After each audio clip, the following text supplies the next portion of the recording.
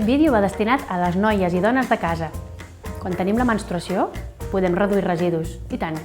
Mireu, hi ha alternatives, com ara aquesta, que es diu copa menstrual, hi ha diferents marques, són fetes de silicona.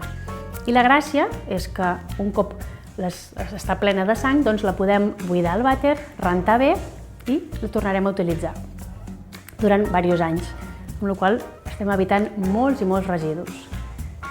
Una altra alternativa és aquesta. Hi ha diferents mesures, diferents gruixos, depenent de la quantitat de menstruació que tinguem de sang. I la gràcia també és que la podem ajustar amb aquests petits botons. I sobretot que va a la rentadora.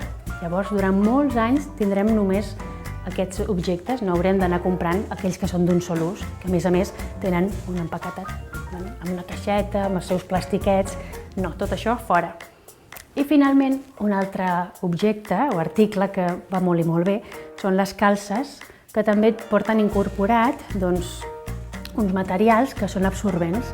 Llavors, només amb això també podríem passar un dia de la menstruació sense haver d'atacar la nostra roba.